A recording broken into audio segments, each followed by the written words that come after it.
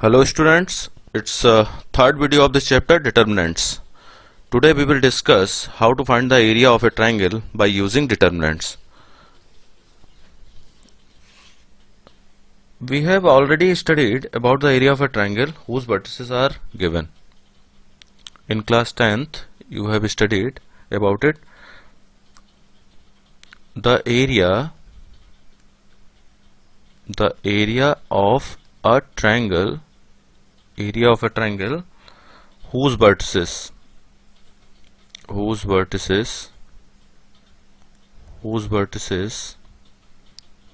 are, suppose vertices are x1 y1,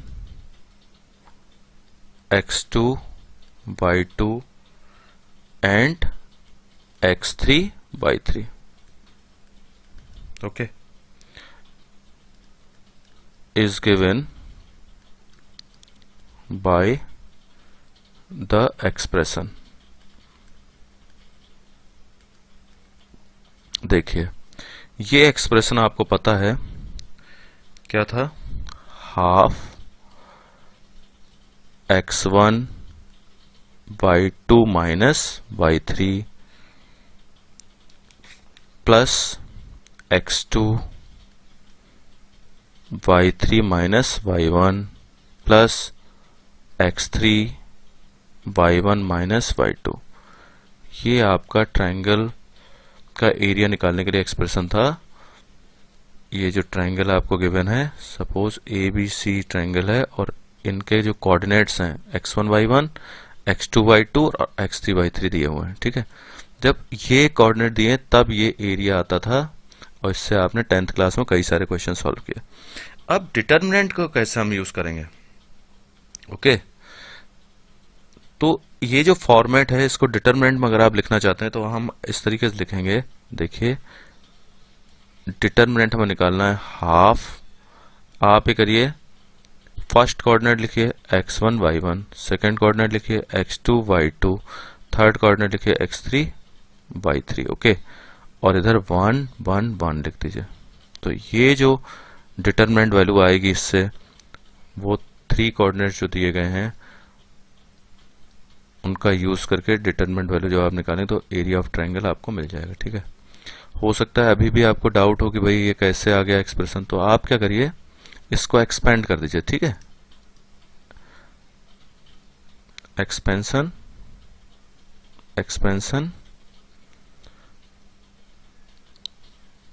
भाई आप इसके रेस्पेक्ट में एक्सपेंड कर दीजिए. C1 मतलब ये C1 आपको दिख रहा है ना, ये C1, ये C1 के रेस्पेक्ट में आप एक्सपेंड कर दीजिए, आपको ये पूरा आंसर मिल जाएगा. ठीक है, अगर आपको ये चीज नहीं समझ में आ रही तो मैं आपको यहाँ एक बार करके दिखा देता हूँ. देखिए इसको मैंने एक्सपेंड किया हाफ, और मैं अगर इसको लिखता हूँ x1 तो देखिए ये क्या बनेगा, x1 लिखा मैंने तो ये आएगा ना आपके पास y2 अपॉन y3 1 1. ठीक है, फिर आप माइनस लिखेंगे, फिर x2 लिखेंगे. तो x2 के लिए आप क्या लिखेंगे, x2 की रो x2 कॉलम आप छोड़ देंगे, y1 1 और ये y3 1 ऐसे लिखेंगे. फिर x3 आप लिखेंगे, फिर आप क्या करेंगे, अब क्या आएगा, y1 इधर आएगा, y2 1 1. ठीक है ना, डिटरमिनेंट एक्सपेंड करना तो आपने सीखा है ना. तो देखिए हाफ, और ये देखिए x1, और ये देखिए जब आप इसका इधर मल्टीप्लाई करेंगे इसका इधर करेंगे तो क्या आया, y2 माइनस y1. ठीक है, फिर माइनस साइन x2, और इसमें देखिए क्या आएगा, y1 माइनस y3. फिर आप x3 लिखेंगे और लिखेंगे y1 माइनस y2. अब आप देखिए क्या जो अभी हमने किया था वो सही है. ये देखिए इसमें क्या आया था, x1 y2 माइनस y3. देखिए x1 y2 माइनस y3. ठीक है, और इससे देखिए इसमें था y3 माइनस y1 है तो आप माइनस साइन कॉमन ले लीजिए तो ये प्लस हो जाएगा, ये माइनस हो जाएगा, सिंपल. और ये फिर देखिए ये कितना है, x3 y1 माइनस y2. ठीक है, इसमें देखिए ये y1 माइनस y2. ठीक है, क्लियर, आपको समझ में आ गया एक्सपेंड करके ये किस तरीके से आया. ठीक, अब देखिए अब कोई क्वेश्चन मैं ले लेता हूं, एक्सरसाइज 4.3 का क्वेश्चन है. देखिए एक्सरसाइज 4.3 का क्वेश्चन मैं ले रहा हूं. सपोज मैं फर्स्ट क्वेश्चन ही ले लेता हूं. ठीक है, तो फर्स्ट क्वेश्चन जब मैं लेता हूं तो इसमें लिखा हुआ है find the area of the triangle whose vertices are given. तो देखिए वर्टिसेस आर गिवन, तो सबसे पहले हमने क्या सीखा था कि एरिया ऑफ ट्रायंगल अगर हम निकालना तो हम लिखेंगे हाफ, डिटरमिनेंट क्या है हमारे पास x1 मैंने अभी आपको सिखाया x1 y1 लिखते हैं, फिर x2 y2 लिखते हैं और x3 y3 लिखते हैं। ठीक है, आपको याद रहेगा इसे, फिर 1 1 1 लिख दीजिए और इसको एक्सपेंड कर दीजिए तो आपको एरिया ऑफ ट्रायंगल मिल जाएगा। तो देखिए इसको अगर हम करते हैं तो हम कैसे करेंगे, हाफ x1 y1 आपके पास क्या है, ये है x1 y1, ये है x2 y2 और ये है x3 y3। ठीक है, तो आपने लिख दिया। अब देखिए ये मैंने लिख दिया 1 0 6 0 और 4 3 और इधर 1 1 1। ठीक है, इसको मैं एक्सपेंड करूंगा, आंसर आएगा। तो देखिए पहले जो चीज याद रखने वाली है, मैंने आपसे कहा था एक्सपेंशन आप किसी भी रो या किसी भी कॉलम के रेस्पेक्ट में करते हैं तो आंसर सेम आता है।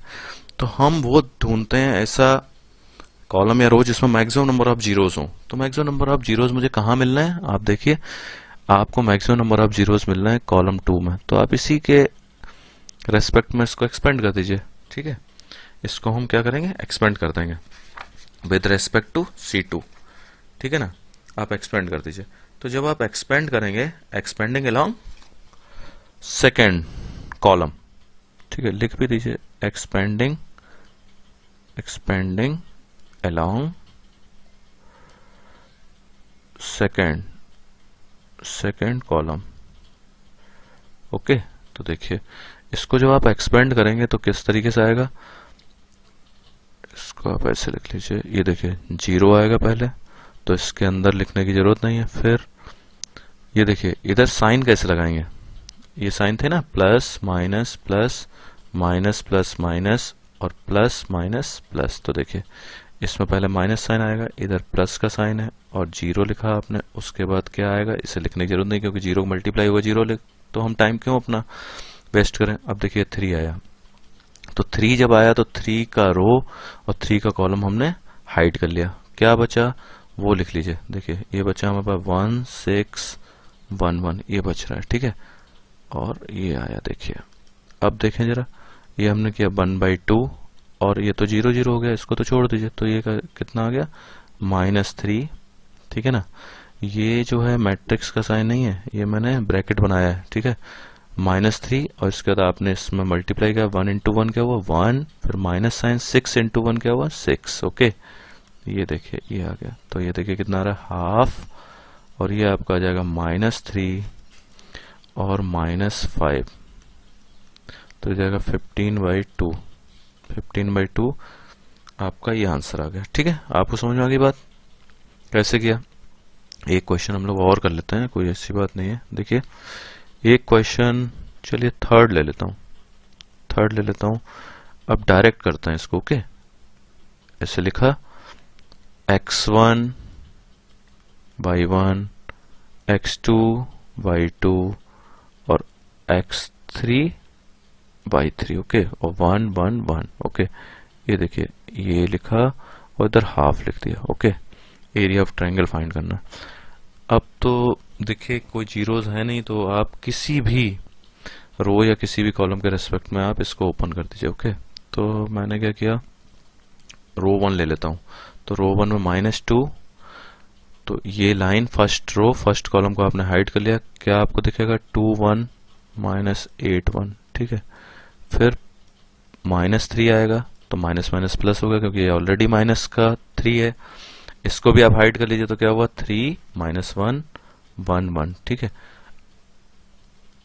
अब देखिए 1 आया, तो देखिए इसका जो रो है, मतलब इस पूरी रो को आप हाइड कर लेंगे और इस पूरे कॉलम को हाइड कर लेंगे, तो जो आपको दिख रहा है, अब देखिए रिमेनिंग पार्ट जो है वो है 3 2 -1 -8, इस तरीके से।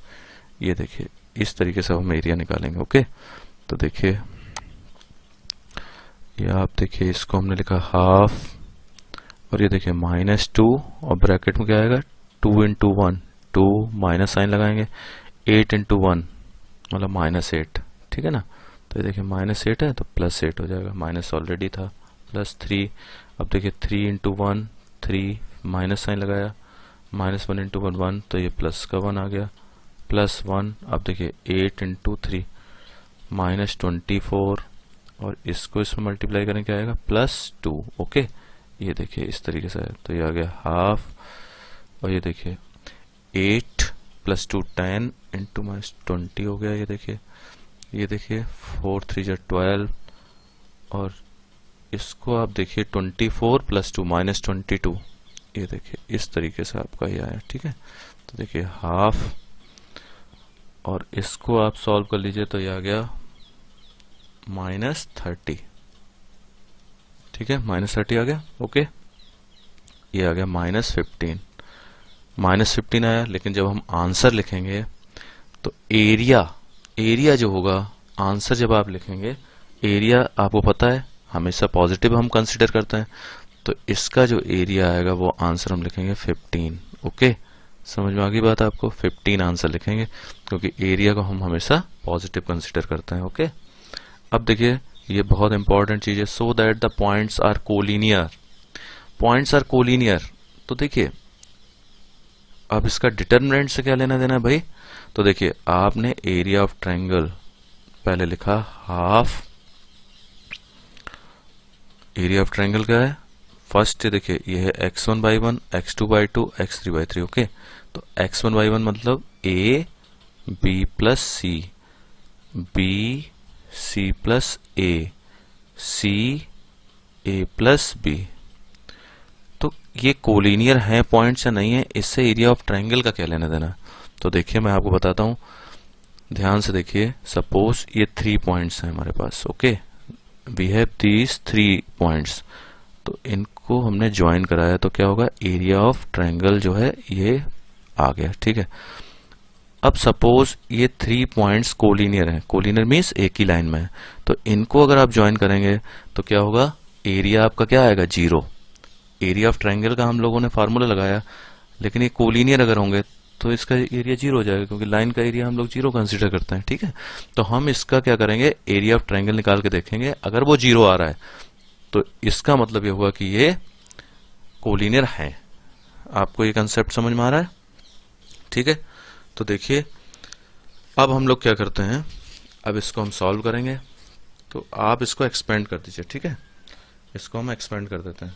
देखिए इसको मैं एक्सपेंड करता हूं, हाफ लिखा, इसको तो आप लिखा रहने दीजिए, ए लिखा, जैसे आपको बताया गया था, ए जहां है उसका रो और कॉलम को हाइड कर लीजिए, c + a + b 1 1, ये आ गया, माइनस साइन लगाइए b, और अब b + c 1, a + b 1। Okay, plus c, अब देखिए c, अब तो आप सीख गए ना काफी कुछ, तो देखिए b + c 1 और c + a 1, इस तरीके से आपका देखिए आ गया। ठीक है, सॉल्व कीजिए। a आप मल्टीप्लाई कैसे करते हैं? मल्टीप्लाई इस तरीके से करते हैं, इसका इधर मल्टीप्लाई, माइनस साइन, फिर इसका इधर मल्टीप्लाई करते हैं। तो देखिए मल्टीप्लाई करने से क्या आया? c + a, okay, minus a + b। ये देखिए, ये आप इसको एक कर्ली ब्रैकेट बना दीजिए, नहीं तो एक कंफ्यूजन हो जाएगा। फिर -b, ठीक है, फिर एक कर्ली ब्रैकेट बना दीजिए, मल्टीप्लाई आपने किया b + c, फिर minus sign a + b। Minus sign जब भी आता है तो आप ब्रैकेट्स जरूर यूज कीजिए, तो इसमें कोई भी आपको कंफ्यूजन नहीं होगा। ओके, अब देखिए +c कर्ली ब्रैकेट, इधर मल्टीप्लाई किया b + c minus c + a। Okay, अब देखिए इसको सॉल्व करके देखते हैं। ये आप हाफ, और ये देखिए a ब्रैकेट के अंदर देखिए क्या आपके पास बचेगा? ये आ जाएगा c - b। देख रहे हैं ना आप, a से ये कैंसिल आउट हो जाएगा। ठीक है ना, a से कैंसिल हो जाएगा क्योंकि ये माइनस का है। अब -b, अब आप देखिए b और b कैंसिल हो जाएगा, तो आपका ये क्या बचेगा? c। ये आपका आएगा c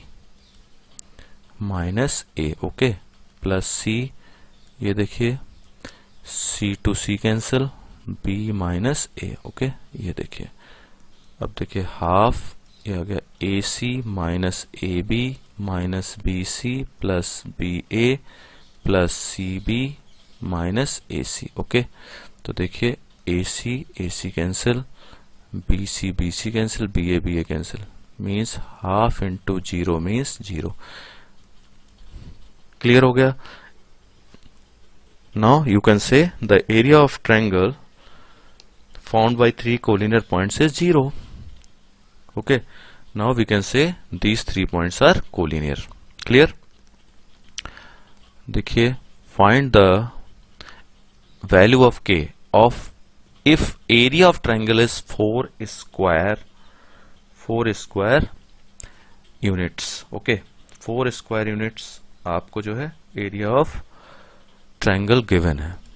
area of triangle given है 4 square units. Area of triangle का फॉर्मूला आपको पता है, हाफ आप लिखेंगे x1 y1 sorry x2 y2 x3 y3 1 1 1। ठीक है, और ये जो है एरिया ऑफ ट्रायंगल गिवन है कितना 4। ठीक है, एरिया ऑफ ट्रायंगल 4 गिवन है। ओके, तो आप इसको प्लस माइनस अभी लिख सकते हैं क्योंकि डिटरमिनेंट वैल्यू की बात हो रही है, अभी तो देखते हैं। ठीक, तो इसको जब आप, क्योंकि अभी तो हम के की वैल्यू निकाल रहे हैं ना, के की वैल्यू निकाल रहे हैं, ठीक है, इसलिए ऐसा कर रहे हैं। देखिए आप क्या किया, देखिए इसको ओपन कीजिए, तो आप इसको जब ओपन करेंगे तो के लिया और एक्सपेंडिंग अलोंग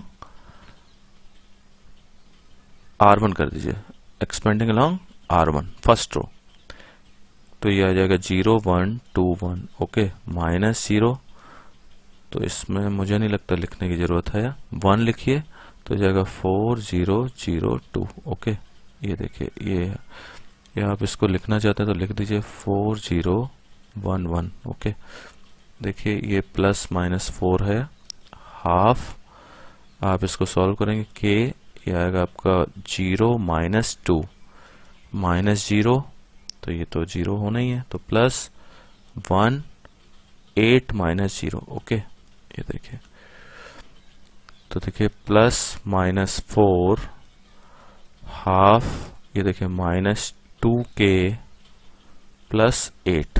ओके, तो देखिए सॉल्व कीजिए, 2 कॉमन ले लीजिए तो ये जाएगा minus k plus 4 plus minus 4। ये आप इस तरीके से कर रहे हैं। ठीक है, अब जो क्वेश्चन है हमारा फर्स्ट का आप देख लीजिए, इसको हम कर लेते हैं। एक बार प्लस साइन आप कंसिडर कीजिए, तो देखिए plus 4 is equal to minus के प्लस 4। तो ये देखिए आप जब ट्रांसफर करेंगे इस 4 को इधर, कैंसिल हो गया, तो के की वैल्यू आ गई 0। ओके, एक बार आप क्या कीजिए, नेगेटिव साइन कंसिडर कीजिए, नेगेटिव साइन ले लीजिए, तो क्या होगा, when you will consider negative sign then minus 4 equal to minus के प्लस 4। ओके, तो देखिए माइनस 4 को जब आप इधर ट्रांसफर करेंगे तो हो जाएगा माइनस 8 इक्वल टू माइनस के, तो आपको के की वैल्यू क्या मिली 8, यानी कि आपको दो वैल्यूज मिलेंगी 0 एंड 8। ओके, ये आपके आंसर्स हो गए, समझ गए आप? ठीक है, क्लियर है? ठीक है, इस तरीके से हमने इसको कर लिया। ठीक है, क्योंकि अच्छा आप एक बात, अभी मैंने बताया था एरिया को हम जो है पॉजिटिव ही कंसिडर करते हैं, ठीक है ना, लेकिन देखिए एक चीज मैं आपको यहाँ पे समझाना चाहता हूँ, बहुत इंपॉर्टेंट है। एरिया को हम लोग पॉजिटिव कंसिडर करते हैं, ये बात ठीक है, लेकिन इधर हमें फाइंड क्या करनी, के की वैल्यू। तो के की वैल्यू अगर इधर आप 0 पुट करेंगे, के की वैल्यू 0 पुट करेंगे या 8 पुट करेंगे, दोनों केसेस में आपको जो है एरिया जो है वो 4 मिलने वाला है, इसलिए हमने इसको इस तरीके से कंसिडर किया। ठीक है, अब देखिए find equation of line joining 1 2 and 3 6 using determinant. Find equation of line, ये तो और अच्छा कंसेप्ट हो गया भाई। देखिए find equation of line, find equation of line की जब बात हो रही है, ठीक है ना, फाइंड इक्वेशन ऑफ लाइन की बात आप कर रहे हैं, तो फाइंड इक्वेशन ऑफ लाइन का मतलब ये हुआ कि भाई आप और यूज क्या करो, डिटरमिनेंट। तो देखो एक मिनट, होता क्या है, हम लोग कैसे लिखते हैं, x1 y1 x1 y1 x2 y2 और x3 y3। और 1 1 1। आप क्या कह रहे हो? Equation of line. Equation of line का मतलब क्या हुआ? इक्वेशन ऑफ लाइन का मतलब तो ये हुआ कि ये 3 पॉइंट जो है कोलिनियर होंगे, और इसका मतलब एरिया ऑफ ट्रायंगल जो है क्या होना चाहिए? जो वो 0 होना चाहिए। इसका तो यही मतलब हुआ, ठीक है ना? समझ रहे हैं आप बात को? ठीक है, तो आपको क्या करना पड़ेगा, इक्वेशन ऑफ लाइन के लिए आप क्या कीजिए कि एक पॉइंट लीजिए, let P x y be any point, okay, any point on A B, on A B, okay. अब देखिए एरिया ऑफ ट्रायंगल अब हम फाइंड करेंगे। तो सपोज ये पॉइंट है एक्स वाई, ये पॉइंट है, और दो पॉइंट मैंने ये ले लिया 3 1 9 3। सपोज ये है 3 1 और ये है 9 3। क्योंकि इक्वेशन ऑफ लाइन की बात हो रही है तो एरिया ऑफ ट्रायंगल हम लगा रहे हैं, क्योंकि हमारे पास 3 पॉइंट्स अवेलेबल हैं। तो इसका मतलब एरिया ऑफ ट्रायंगल इसके लिए क्या होना चाहिए? 0 होना चाहिए, ठीक है ना? तो देखिए, तो हमने क्या किया, इसको यूज किया हाफ 3 1 9 3, और थर्ड पॉइंट हमारा है एक्स वाई, ओके। क्योंकि इसमें तो हमारे पास दो ही पॉइंट गिवन है ना, ये देखिए x1 y1 और x2 y2, तो थर्ड पॉइंट हमने एक्स वाई कंसिडर किया। तो देखिए इसको जब आप सॉल्व करेंगे, एक्सपेंड कीजिए, फर्स्ट रो ले लीजिए 3 और हाफ से इधर डिवाइड कर दीजिए तो उसका वो खत्म, 3 लिया, इसमें आएगा 3 1 y1, ओके, माइनस 1 ले लीजिए, -1। फर्स्ट रो हम लोग मैक्सिमम लेते हैं, क्योंकि इसमें क्या होता है कि हम लोगों को बहुत चीजें ध्यान नहीं रखनी पड़ती। 1 1 फिर +1, तो इसमें क्या होगा 9 3 xy इक्वल टू 0। आप इसको जब एक्सपेंड करेंगे तो आएगा 3, आपका आएगा 3 y -1, ये आएगा 9 x प्लस ये हो गया 9y -3x is equal to 0। अब इसको मैं अगर इधर सॉल्व करके आपको दिखा दूं तो देखिए 3 3 9 हो गया, -3y -9 plus x plus 9y -3x is equal to 0। x के जितने भी हैं उनको एक साथ आप कंसिडर कर लीजिए, तो ये हो गया -2x प्लस 6y, क्योंकि आप देखिए ये प्लस 6y, ओके, और ये दोनों कैंसिल हो गए तो ये हो गया 0। तो आप ये लिखेंगे 2x equal to 6y, okay, x equal to 3y, x equal to 3y। ये आपका आंसर आप ऐसे लिख सकते हैं या आप ऐसे लिख सकते हैं x -3y is equal to 0, okay. Clear? इस सिंपल सा कैलकुलेशन है। आप ये देखिए, ये क्वेश्चन दिया हुआ है, if the area of a triangle is 35 square units, और ये देखिए वर्टिसेस दिए गए हैं, देन k की वैल्यू आपको फाइंड करनी है, find the value of k। तो देखिए k की वैल्यू आपको फाइंड करनी है, और ये जो है area of triangle is 35 square units, ठीक है, देन k इज, तो ये ऑब्जेक्टिव क्वेश्चन है, ठीक है, ये ऑब्जेक्टिव क्वेश्चन आपको सॉल्व करना है। तो ऑब्जेक्टिव क्वेश्चन आप कैसे सॉल्व करेंगे, इसमें देखिए, इसको जल्दी से सॉल्व करके देखिए। एरिया ऑफ ट्रायंगल क्या होता है? हाफ, कोई फॉर्मूला हमें नहीं लिखना है, कुछ नहीं करना है, डायरेक्ट इसको सॉल्व करना है, ठीक है। तो देखिए सॉल्व कीजिए, इसमें हमने लिखा 2 -6 1 5 4 1 और k 4 1, इसको लिख दिया 35 प्लस माइनस, ठीक है। तो ये देखिए ओपन कर दिया 2, तो ये क्या आएगा 4 4 1 1 माइनस ये प्लस का 6 हो गया, तो आप इसको लिखेंगे 5k 1 1 प्लस 1, और इसको आप लिखेंगे 5 4 k 4, ओके, और ये हो गया +-70। ये जो 2 था इसका मल्टीप्लाई कर दिया, इसको आप जो सॉल्व करेंगे तो ये हो जाएगा 4 - 4 plus 6 5 - k plus 1 20 - 4k is equal to +-70, okay. तो ये देखिए तो 0 हो गया, ये हो गया 30 - 6k plus 20 - 4k is equal to +-70। तो देखिए ये कितना हो सकता है, ये हो गया 50 - 10k +-70 इक्वल टू, जरा देखिए, तो -10k इक्वल टू आप +70 कंसिडर कर रहे हैं तो ये हो गया माइनस का 50, तो ये आ जाएगा -10 के इक्वल टू 20। ठीक है, तो k की वैल्यू क्या आ गई -2। ओके, -10 के if you are considering -70 then -50, तो ये आ जाएगा -10 के इक्वल टू 120, तो k इक्वल टू 12। ठीक है, तो ये आप जब देखेंगे तो देखिए ये आपका ऑप्शन जो है डी सही होगा। अब इसमें बहुत बड़ा कंफ्यूजन है। अगर आपने सोचा कि k इक्वल टू 2 वैल्यू आ गई और सिर्फ आपने इसको देख के c वाला टिक कर दिया तो ये देखिए गलत हो जाएगा। ठीक है, k की वैल्यू यहाँ 12 आएगी। ओके, ठीक है बच्चों, ऐसे मेहनत करते रहिए, व्यस्त रहिए। Okay, thank you.